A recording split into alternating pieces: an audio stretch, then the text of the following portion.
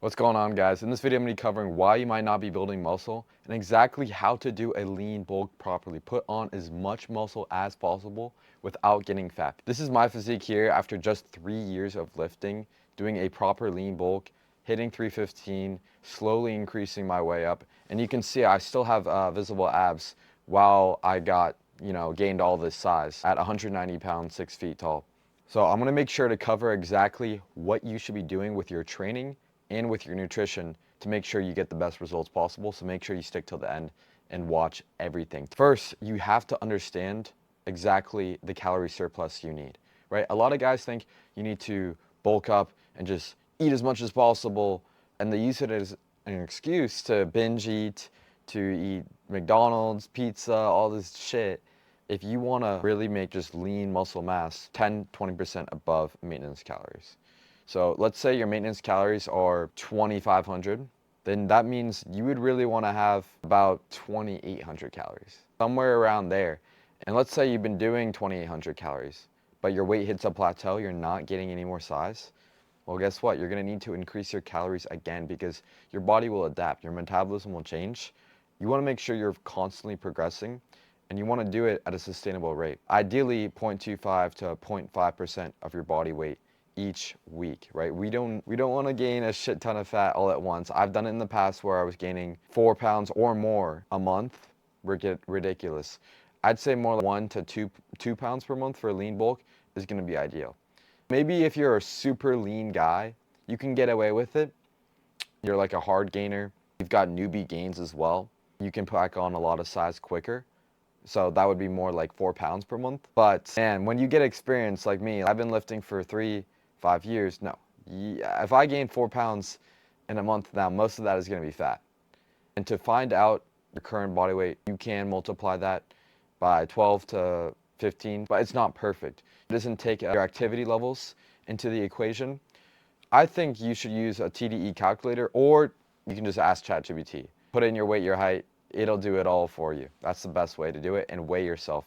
Make sure to track your weight. Weigh yourself every single day, fasted in the morning. And that way you can make adjustments based on your calories to make sure you're in the right body weight. Now, with the nutrition, we gotta be focusing on protein, right? Everybody says it, you gotta have it. If you want muscle mass, make sure you have zero point 0.8 to 1 gram of protein per pound of body weight. Really good guideline. If you want more, you definitely can. I'm somebody who really enjoys protein, so I actually tend to have a bit more, 1 to 1.2 grams of protein per pound of body weight. Now, is that necessary? No. But I feel, for one, protein has a higher thermic effect, so it's gonna burn more calories to digest it. Protein is just so filling. If you struggle to overeat food, you need more protein. If you're binge eating or you're just looking skinny fat, you need more protein. That's the biggest thing that changed me. Timing does matter. Obviously, if you have 4 eggs, a can of beans, and chicken breasts right before you train, bro, you're gonna be shitting bricks. So ideally, you wanna space out your protein part with every meal to keep your muscle protein synthesis high, which is gonna be great for repairing muscle growth. And of course, the quality matters. So try and have foods, ground beef, salmon, eggs, Greek yogurt. It's gonna make a bigger difference if you have foods that are higher in micronutrients because you're gonna feel better. That's gonna be better for your testosterone. Ground beef is great. It's got B vitamins, salmon, omega-6. Man, you don't even need to take a fish oil supplement if you have a lot of seafood in your diet. So I always say, like, try and mainly get real food and don't rely on the supplements as much. So some good carb sources and fat sources are going to be, well, whole grains, fruits, vegetables, legumes for complex carbs. This will just help you stay more full. Super important for lean bulking. Majority of the time, once you have that 1 gram of protein and you've got 0.3 grams of fat per pound of body weight, you want to fill the rest in with carbs. Carbs are so important. That's going to be the biggest thing, to have it before training and after training. Some quick digesting carbs, rice, cakes, bananas. That's typically what I'll do. Honey, because it digests fast and can give you that pump, that quick energy that you want in the gym. So the complex carbs, that'll be better to have more so with your dinner and things like that. Fats are going to be great for testosterone. So you really don't need as much as you think. A lot of people think they need to go crazy with fats. I think you should have the bare minimum amount for your hormones and to have good sources, mainly coming from avocados, that's high in magnesium, olive oil, nuts, fatty fish, these are all going to be really, really good. Versus if you're having fats from fucking ice cream, well, there's no nutritional value there, right? These foods, they make you feel good because of the micronutrients. Now with the training, we focus on progressive overload. That's the number one thing. But also when you're going into your workouts, try and focus on the compounds first.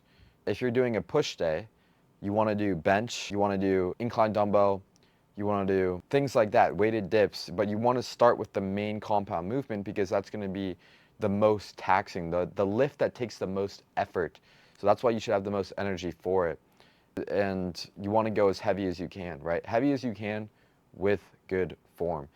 I would structure your split to make sure you can do that. Now, is it necessary to do these movements, squat, deadlift, bench? No. You can do other things. You can do dumbbell bench. You can do incline bench instead of normal bench. You could do hack squat instead of squat. It really depends on your goals. Do you care more about strength or do you care more about muscle mass? If you don't care about strength at all, you could just do machines and things like that. But me personally, I care about having real world strength. And these movements, they don't just hit one muscle group. No, they hit multiple muscle groups. So they are very time effective. You can just do a couple sets of squat bench. You're hitting 3 muscle groups at the same time. Bench, you're gonna hit your triceps, shoulders, and chest. Versus if you were doing just a chest fly, well, you're only gonna get your chest. So that's why I feel like bench presses and these compound movements are so crucial because for one, they make you stronger.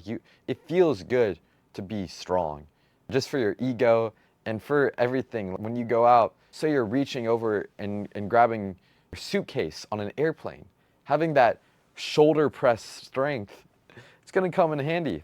So I would try and focus on these compound lifts and then gradually increasing the weight, the reps, the sets over time to make sure you're getting as strong as possible.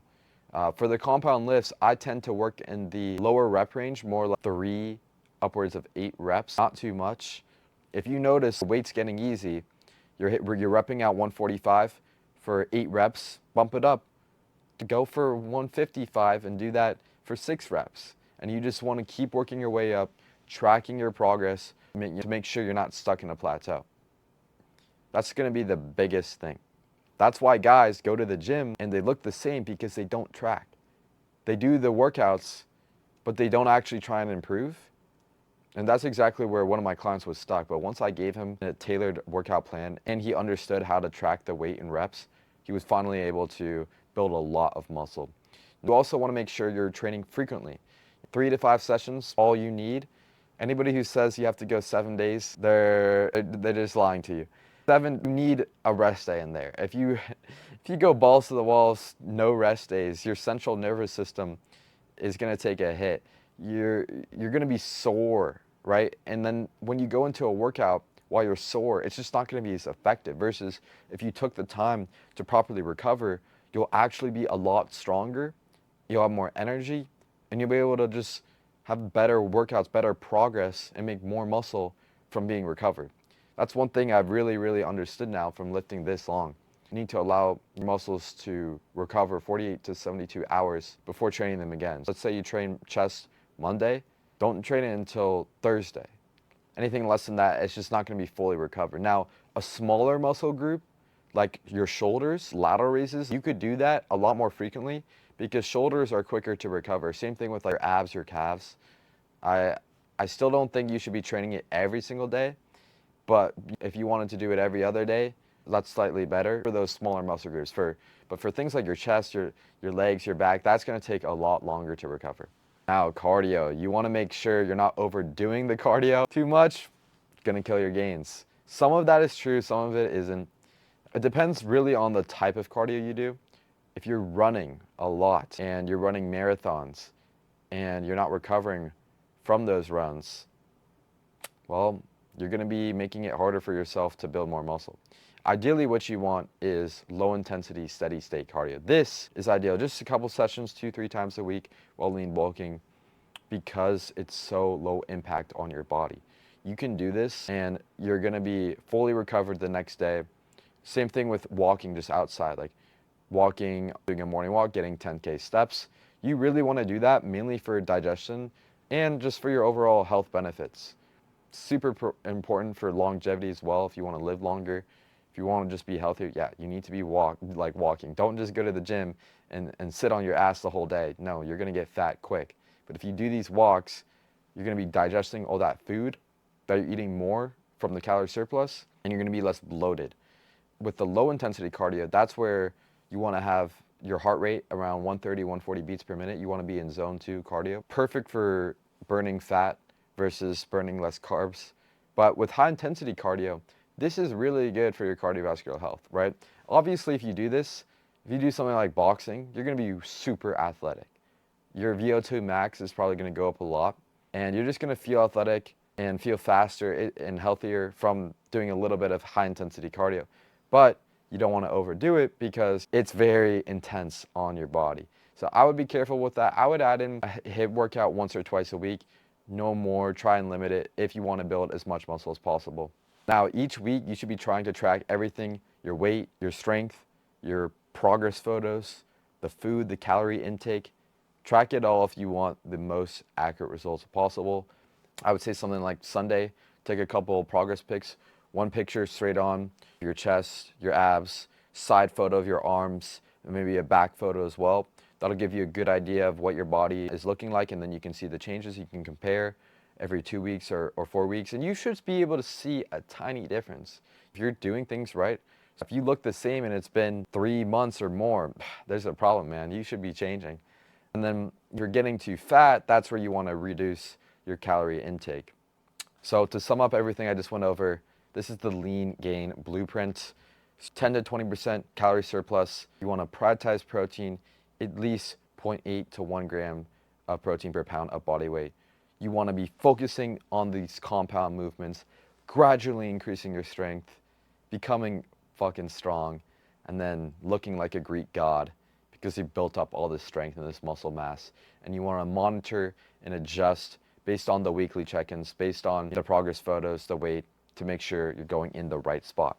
And if you want more help with this, having a structured, tailored plan specifically for you so you can fast track the progress, then apply for coaching, first link down below. Or if you have any other questions, shoot me a DM on Instagram. I reply to all of my DMs. But I appreciate you boys watching this video. Hopefully you learned some things, you got some value. Let's go. Subscribe. Peace.